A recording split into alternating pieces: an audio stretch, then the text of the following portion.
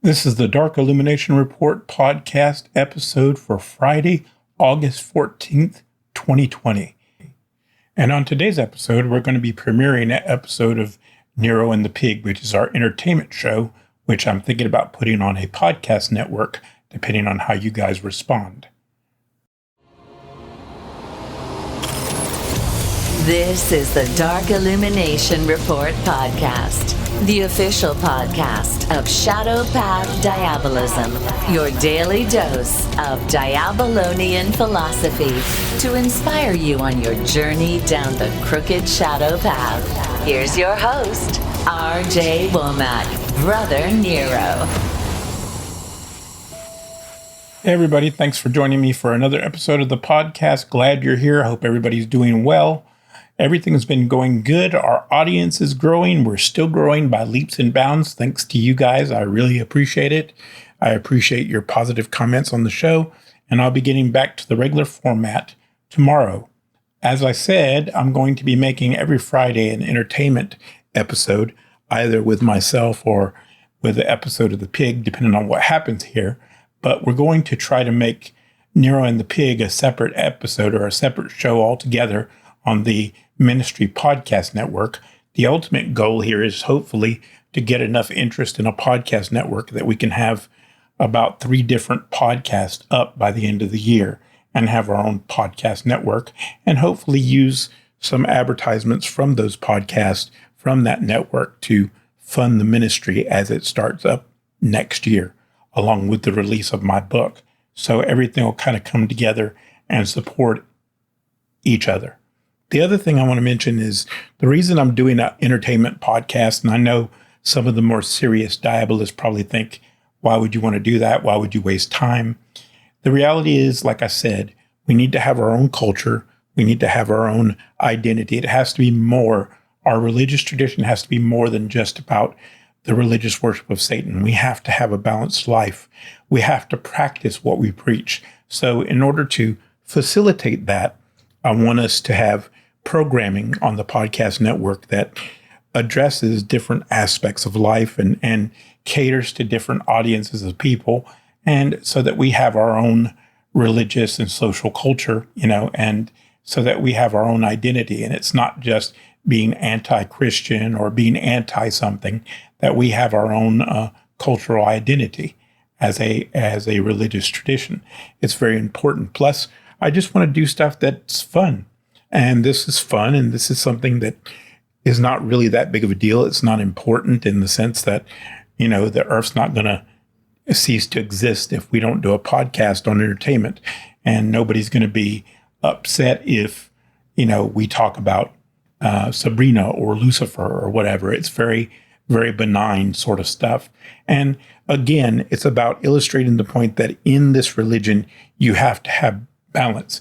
You have to have things that are not just strictly religious. A diabolist at all times must strive for balance in their life. They must, be focused and devoted, but yet they must take time for their family, must take time for things they enjoy, and always try to keep a balanced life. Because if you don't, you're not going to be happy. And one of the biggest problems I see with people is they're either so focused on partying and hanging out and having a good time that they don't focus on anything else. Then you have the people like myself that are at the opposite end of that spectrum, that are the people that are always doing something, always worried about achieving something, always trying to set goals, and don't take the time to enjoy themselves and just have a good time. So again, we're just trying to make sure that we have a balance that reflects the religious principles that we say we believe in and that we believe Satan expects of us. It's very important because in my interactions with the spirits, what I find is that they want us to have a balanced nature. They want us to be more like nature. And nature is not always, about survival. Sometimes it's about fun. And if you don't believe so, just look at any animals that you see out there. Even the most strict or most vicious animals have a tendency to have moments of play and casual times where they'll baby animals will play with each other and stuff like that. So most animals are like that. So we have to use that as an example. Anyway, enough of that. So we'll get into the show. Hope you enjoy it. Please contact me. Please leave your comments on YouTube or on my website or wherever you want to, and let me know what you think, because I know not only will I be interested to hear what you have to say, but I'm sure Mo will be interested to hear what you have to say. And by the way, for those of you who don't know, Mo is Pig. He's the co-host of the new podcast. All right, let's get into it. See you next time, guys. Until then, see ya. May Satan be with you. Take care. Hey, everybody. This is Brother Nero, and I'm here with my buddy Pig, or the Pig, or whatever you want to call him. You want to introduce yourself, Pig? Hi. Yes, I'm known as Pig. I'm also known as Mo, but sort of like I have come to be known as Pig, and I am a devil worshipper, and I am a pagan, and that's me basically, and a witch. So, yep. Well, I wanted to bring Pig on here because I wanted to do a co-hosted show, and I wanted to do a show about entertainment. So I wrangled Pig into it. And if you don't know anything about Pig, he's the person that I kind of talk into doing stuff that nobody else will do with me. He's he's like the guy that's willing to do a lot of stuff that most people won't do with me. So that's kind of his thing. He's kind of like the sidekick, the official sidekick. Yep, that's about it. Yeah. No, but me and Mo have been friends for about a year now online? 2 years? I think probably about maybe 18 months, something like that, I think. Yeah, it's been a while. Yeah. But anyway, so this show, we wanted to talk about entertainment, books, art, and just kind of like do a social show that didn't really have to do specifically with religion, where we could talk about things from a diabolist perspective without it being specifically religious. That doesn't mean we're not going to talk about religion, but we're specifically more interested in the social aspects and the entertainment aspects of how it applies to the religion, and just having a good time in general. Yeah, and kind of letting you into our twisted little minds a little bit more, I guess. Yeah. Yeah, and I want to give a disclaimer here. I just want to say, if there's anything wrong with the content or the sound quality or generally anything, it's Pig's fault. Just want to say that out for the record, because my standards are so high that, I would never tolerate low standards. But Pig, if it wasn't for me, he'd be using like Apple earbuds as a microphone, and his idea of splurging is like an extra can of beans from the grocery store. So whatever's wrong with the podcast, it's his fault. Just want to let everybody know that from the start. That is the general rule in our interaction. In fact, yes, yeah, everything's the pig's fault, basically. So yeah. I just want to establish that relationship dynamic right from the start. So if you have any complaints about anything on the podcast, direct them all at Pig, because it's probably his fault. And if it's not his fault, we're going to make sure to act like it's his fault anyway. Just remember, the pig did it. That's all you got to remember. Mm-hmm. All right. So anyway, yeah. So today what we're going to do is start by talking about some entertainment topics. We were going to start by talking about Sabrina, the Chilling Adventures, I think is what it's actually called, the Chilling Adventures of Sabrina. Yeah. And I don't know if anybody knows this yet, but it's been canceled by Netflix, and they are going to have a third season. But my position is that it's probably a good thing, because the writers of the show, at least two of them, were Wiccans.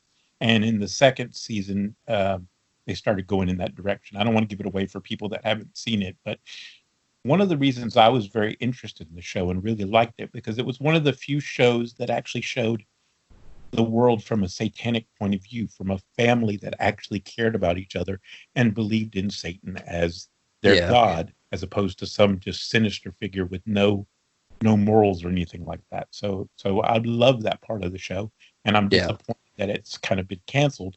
But again, since it's going towards the Wiccan point of view, I'm kind of glad it happened.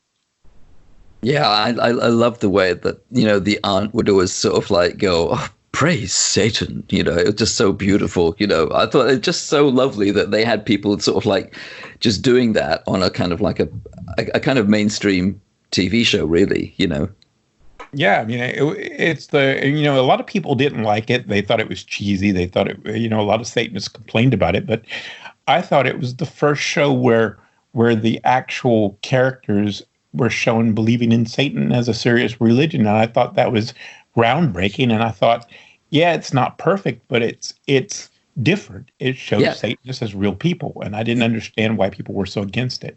Yeah, and even when, like, again, one of the aunts was talking to all the kids, you know, in front of her, and she was reading from her big book, and she was saying, and as we know, the false god, you know, and it's just like things like that, you know. I mean, it's like they're sort of, whatever you want to call it, they're sort of satanic sort of like preschool or what have you. It was really funny. I love that, you know. Yeah, and the thing that made me laugh about that is because I've been in covens where we do actually teach that. I've talked about people in England that I worked with, and they would read stories to their kids talking about the false god and the slave god, and the, you know, so that really happened in my world. So I thought it was hilarious. Yeah, yeah. No, it's nice to see, and they're just such the characters were so much fun and so relatable, you know, as well. I like that, you know, I like that part of it. I like that side to it a lot. I like the goofy aunt, you know, the British accent sort of aunt, and she was really what was it? What was her name again? I forget. I can't remember. Golly, I can't remember her name. Do you mean do you mean like the shorter one? Yeah. I thought she was great because she's supposed to be this devil worshiper, but yet she's so naive and so childlike. And it's like, I just thought it was funny because I've known Satanists like that. So I mean, I related to it.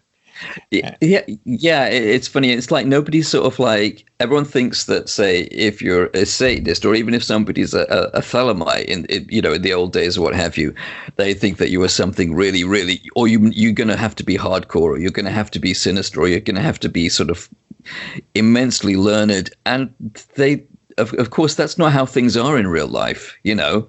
You get all sorts of people, and you will always get your wacky aunt type, or like, you know, your sort of quite, you know, sweet, naive person, you know, somewhere over there, you know, doing this, or somebody who makes the cookies or what have you, you know.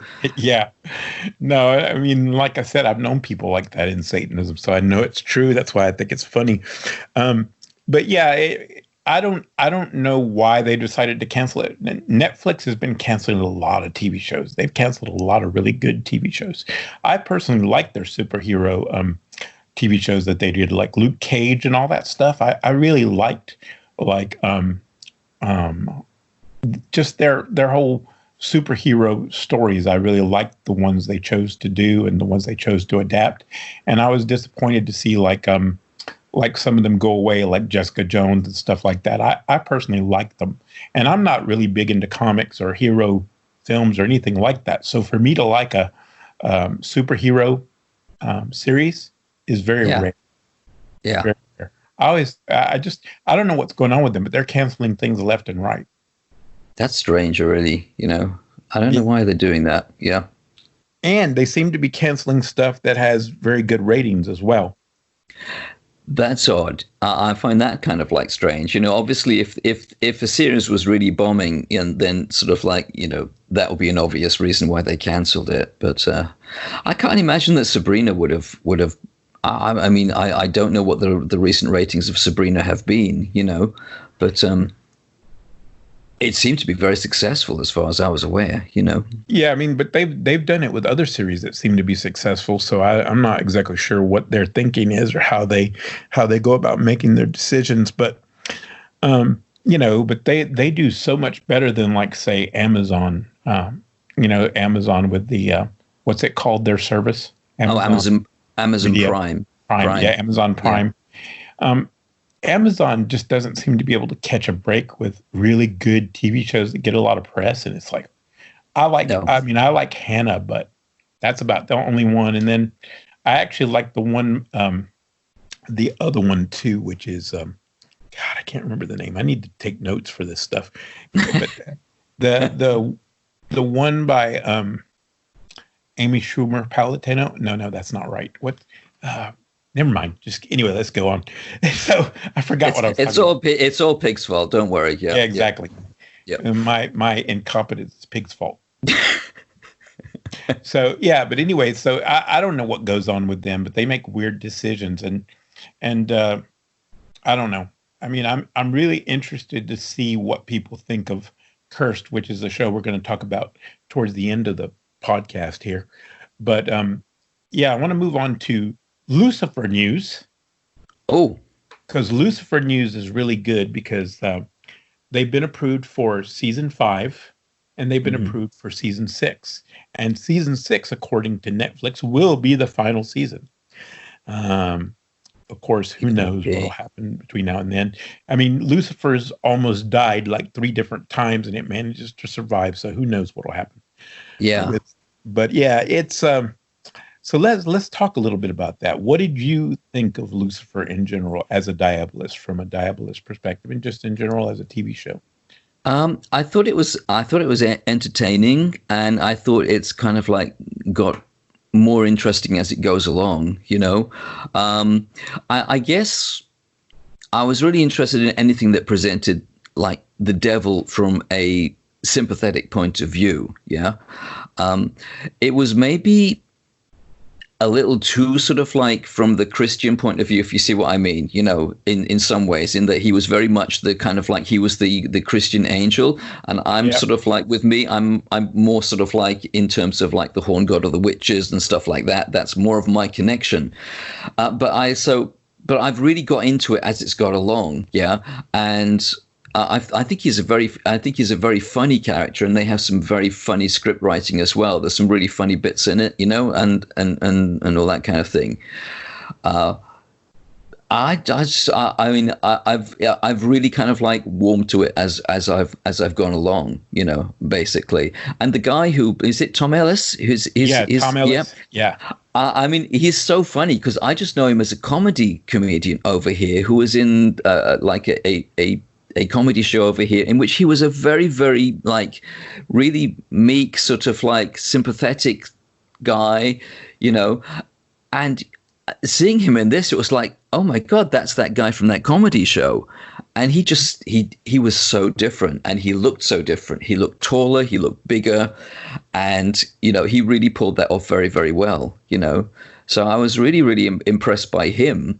And what's so funny is he's I know he's kind of like bisexual, but sort of like for such a sort of like straight stud character, he's so camp at the same time, which is really funny, Yeah, no, it is funny, especially when I don't remember what season it was, where he's like, oh, well, we can set you up with a girl or something, like they said something like, we can set you up with the ladies or something.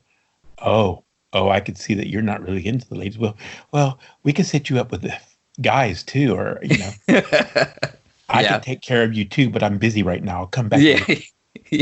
It's like a real equal opportunity sex partner type person. It's like, I don't have time to deal with you right now, but I can service you later if you like. Yeah. Something like that. Yeah. But it's just the way he pulls the lines off. It's great. Yeah, and what's really funny about him is that he has this amazing power to sort of like be incredibly successful, of course, and to largely be invulnerable, except when he's around the detective. Yeah. And I mean, sort of like, so he's got this amazing capacity to be such a winner, and yet in human terms, he hasn't got a clue.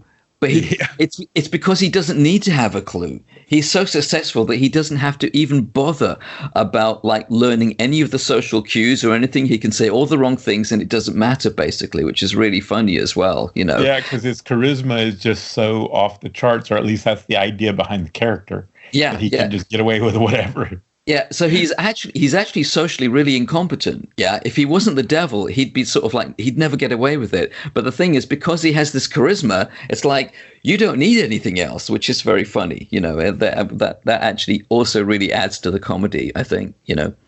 Yeah, I mean, it's a great show, great cast of characters, and the cast themselves are really, I mean, they're really nice people. They really interact with their fans.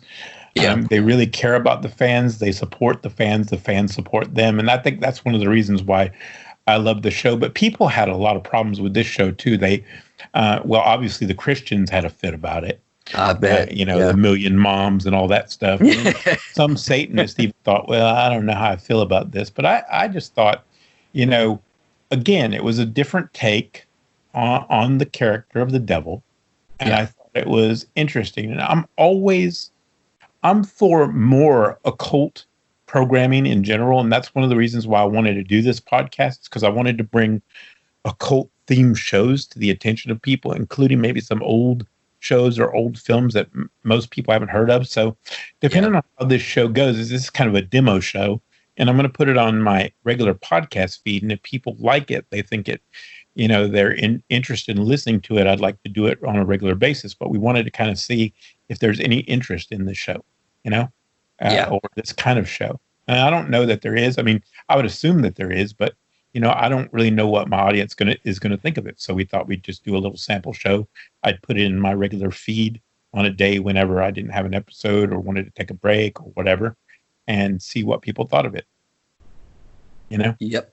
I just bring entertainment that has a satanic or occult theme to the attention of people. And I have some other shows that I want to talk about in future episodes that are interesting, and even some of the shows that I'm not particularly the biggest fan of, I still think they're important because they're occult related. Like there's one show that I think is a little bit cheesy, a little bit kind of, I don't know, it's just there's a little bit odd about it, but it's called The Order, and you could tell it's supposed to be like a Golden Dawn sort of order. Yeah.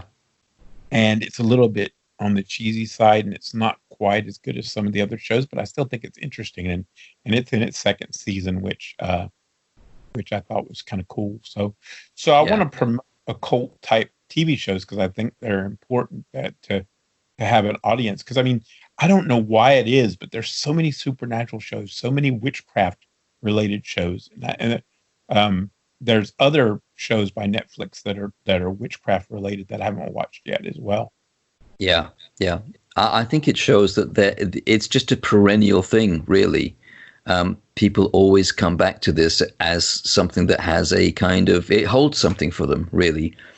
And the thing is, having it as entertainment means that you don't have to be too close to it. It's like you can vicariously feel like you're connecting to something which means something to you. And I think that's it. It's almost like an archetypal thing for people. The supernatural, the other world. And in a sense, it's all part of what they've lost under Christianity in a way, and under monotheism, and then under secular humanism and atheism. Yeah, it's like it's all cut people off from that other world and from the direct experience of the supernatural and the direct experience of the spirits and the gods and things like that.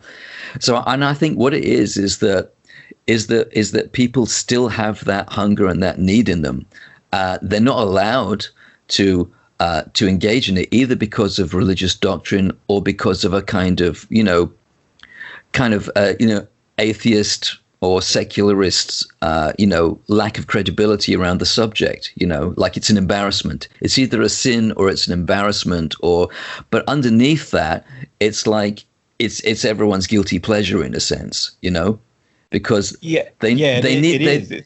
Go ahead. They just need that connection. Yeah. And I think so. You've got all of this stuff which is in entertainment. So in entertainment, it's like putting something in fiction. If you put something in fiction, you can say all sorts of stuff, and you can say, well, it's just in the imagination. It's okay. But so what you can do is something quite serious can go into fiction or into humor, indeed. And it allows people to lower their defenses. It allows them to lower down the censorship, and then they can actually start to engage in it. And it's like their subconscious is engaging it and getting something of what it needs. And also they're able to actually have a look at this stuff without feeling bad or conflicted or embarrassed or scared. So I think that's kind of what's going on in a way, maybe anyway. Well, yeah, I think you're right to a certain extent, because if you look at modern contemporary Satanism, let's just use that term, contemporary Satanism. Yeah. If you look at it, and you'll see that, everywhere they turn, they're told if they believe in anything spiritual, they're stupid or ignorant or childish or whatever. That's the standard answer for the atheist, right? Yeah. Whatever their answers are. And I think entertainment gives them a way to express that interest in the supernatural without being judged. I think it kind of satisfies that longing for the spiritual that most people will not admit that they have, Yeah. like you said, kind of thing. Yeah. And that's why shows like Supernatural and the originals and all that kind of stuff and Charm, I think that's why they're always there. Yeah. You Yeah. know? I agree. I agree. Yeah. Yeah. And so what we're going to move on to Good Omens, right? And so what was your thoughts about yes. that? I love Good Omens. I thought it was just such a great, a great program, you know, and it's just like a little mini series, and it was just beautiful. It was so beautifully acted and done, you know, and it was just, again, it was tremendously good fun, you know, it really was. But it had all sorts of lovely idea things thrown in and put in humorously. So I really loved it, but I especially loved the relationship between Crowley and Ezifrael, you know. I just thought it was so beautifully played by the two of them, and I thought, it was just a great program, lovely program. I thought, yeah. I don't know how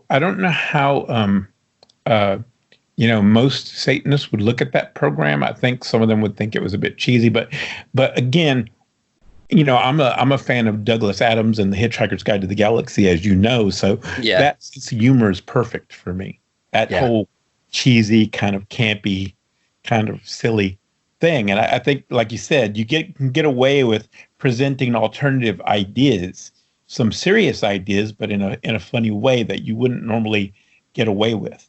Yeah. You know? And I think that's what's great about it. And I think the whole thing was hilarious. I think the choice of music was good too. Yeah, absolutely perfect, really, you know. And I just think what I found, one of the things that I found most hilarious was the fact that the demon was obsessed with his car. Yeah. I mean, he had this obsession with the car, and whatever happened, he didn't care about anything else, but don't let anything happen to the car. I know. It's like one of them was obsessed with this car, the other was obsessed with food, basically. You know? Yeah, exactly. I was just so sweet. It was so nice. And it was like, you know, the way that Azifrael actually really enjoyed all of this stuff in this world, but he had to present it as being just something that was nice, and he was just playing his role, you know, and it was just, you know, but actually it was like, so we're going to have whatever it was, you know, it was whatever food he was going to have, or the special wines. And of course, you know, Crowley's right in there with all that. He's got all the supplies, you know, so it was very funny, just the kind of like the delicacy of their interrelationship and how close they really were, you know. Yeah, they couldn't admit it to each other. No, that's right. You know, it was just very sweet, you know, it really was, you know. And then the other thing that reminded me of was that when what was his name again? The angel again? I keep forgetting his name. Which one? The angel. Azifrael. Azifrael, was it? Yeah. But one of the things that made me laugh was that when you finally realized that the world was going to come. Oh God, we're putting out spoilers here. But when he realized the world might end, he really got distressed about it. Yeah, because he really had to admit that he actually liked the world. And he actually liked human beings, and he liked food, and it wasn't just him playing a role. The fact that he had to actually admit how much he was going to miss the earth. Yeah. No, that's right. And I just thought that was hilarious because he had to take all the pretenses off and you know, and actually have to admit the truth. Yeah. And how upset he was about it. I know, and it's like yes, we've got to have faith in the ineffable nature of God and His plan. But when it comes down to there being no more secondhand bookshops, no more fine wines, no more lovely cheeses, no more Paris cuisine, you know, it's like... Yeah, to rebel against the cosmic order. It's like, oh my, this is serious, you know? It's like... Yeah. And what was the other thing? The realization that God was a woman was something Crowley had a hard time dealing with. Yeah, that was funny. It was really funny. It was so beautifully done, though. The whole thing was so beautifully done, and even just the thing about, like, you know, the witches and the witch persecution, which was all done really, really sort of like humorously as well, making the fun of the witch burners and stuff like that, so there was just lots of things, and there were just so many good sort of like little gags and the spirit of the Antichrist being put in dog. Yeah. No, it was just lovely, and just the demon hierarchy themselves were just so funny because they were basically a bureaucracy. It's like basically it was two competing bureaucracies. Yeah, it's like heaven had a DMV and hell had a DMV. Yeah, no, had to do everything according to policy and according to rules. Yeah, no, totally. It's like having a government agency rule everything. Yeah, it's just like, you just put in your memos and you file your taxes and basically that's it. It's like, they won't check up on you, it'll be okay. Yeah, exactly. Corporate says we have to do this. Yeah, no, absolutely. Yeah, it's a corporate universe. Yeah. Yeah, exactly. That's hilarious. And was it that one of the last things that Terry Pratchett wrote? Pritchard, is it Pritchard or Pratchett? I keep saying Pratchett. Isn't that one of the last things he wrote? I can't remember. What? Now, hold on. That was I'm just trying to think. I think it must have been. I think it probably was, but I'm not sure. Obviously he co-wrote it with Neil Gaiman. Yeah. And for those of you who don't know, Neil Gaiman is the creator of Lucifer and part of the Sandman comics, and he's also the author of American Gods, which the TV show is based on. Which, by the way, just as a little side note, if you haven't read the novel American Gods, it's well worth the read. It really affected me on a deep level, on a really personal, emotional level. That American Gods, because it really was. It made me feel bad for the pagan gods and how they must feel, because, according to my particular beliefs and my particular tradition, the Shadow Path Diabolism, we believe that the gods get their energy to survive through acts of worship and devotion and sacrifice. And when you stop sacrificing to them and making offerings to them, they don't have as much power and they can cease to exist, kind of thing. That's the ancient pagan belief. They get their power to exist from people worshiping them. And Neil Gaiman took that to the extreme with American Gods and basically said, the gods have become kind of mortal and kind of human because they don't have enough people worshiping them. And so it was kind of sad. It was kind of, it was a good story, but it made me sad, and it made me think a lot about the demons and about Satan and how they must feel when people just reject them and treat them as if they're just kind of like archetypes, So it affected an emotional level. Yeah. I'll have to read that. I've watched some of the series, the TV series. I think it's on Prime. I can't remember if it's on Prime or Netflix, but I've watched some of the series, and that was it's a good series as well on TV, And I mean, we'll talk about that maybe another time or what have you, but like it's good on there. So I really must read that book as well, Yeah, I haven't seen the series yet, and it's only because I don't have those channels, because they're pay channels and I don't have them, so I'm gonna have to buy it as a series, right. And so I have to buy it so I can watch it on Amazon, wherever it's at, and the last thing I want to mention is there's a new show called Cursed, which is available on Netflix, which is supposed to be like a take on the Lady of the Lake, kind of like her story and how she became the Lady of the Lake, and it's actually very good. I like it, and it also has the actor that played Floki on Vikings as Merlin, which is kind of fascinating. I'm anxious to see how that character arc develops and what he brings to the table as the actor. It's got a lot of really well-known actors in fantasy and comic books and stuff, and the reviews from the I think it's Rotten Tomatoes for the British premiere of it was not very good. It was like 3 stars or something like that. But I don't get it. I don't get why it got such poor reviews. I've watched like 6 episodes and it's pretty amazing, I think. Yeah, I'll have to catch up on that actually. Yeah. But I just wanted to bring that up to kind of close out the episode, just for any of you who are kind of into the Arthurian legend sort of thing and are looking for a new spin on it, I think you'll really enjoy this show. So I recommend you give it a look. But anyway, that's about it for this episode. Thanks, Pig, for doing this with me, and we'll see what people think, and we'll see if they want more episodes. Yep. Well, thank you. Thanks for inviting me on, and it's good. It's been fun. All right. Well, have a good one, everybody. See you next time, hopefully. Take care. Bye. If you would like to learn more about the Shadow Path Diabolism tradition of occultism, go to rjwomack.com. That's rjwomack.com. If you enjoyed this podcast and support our message, tell a friend, leave us a review, and follow us on social media.